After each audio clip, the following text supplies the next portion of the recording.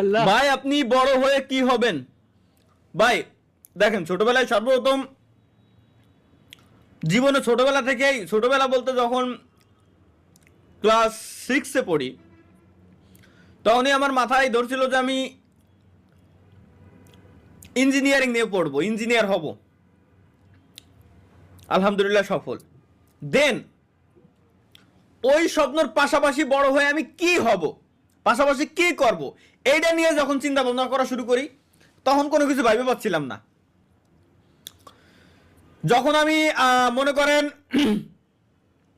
Tamil movie প্রচুর পরিমাণে দেখছি, ঠিক আছে, তামিল মুভি প্রচুর পরিমাণে। এখন যখন আমি ডক্টর মুভি দেখি, ডক্টর নিয়ে কোনো মুভি দেখি, তখন আমার মাথায় আসে যে না রে, আমি ডক্টর হব, ডক্টর আমার হয় লাগবে। ওকে, দেন যখন আমি মুভি দেখি যে সমাজসেবা টাইপের যেসব মুভি, ওকে আমি একজন সমাজসেবক হব, আমি একজন সরকারি চাকরিজীবী হব, এই টাইপের। ওকে, দেন যখন দেখি যে সরকাররা নিয়ে কোনো মুভি, তখন আমার মাথায় আসে না রে, আমি মিনিস্টার টাইপের কোনো একজন মানুষ হব, যে ওই পদে যাব, মানুষের সেবা করব, উপকার করব।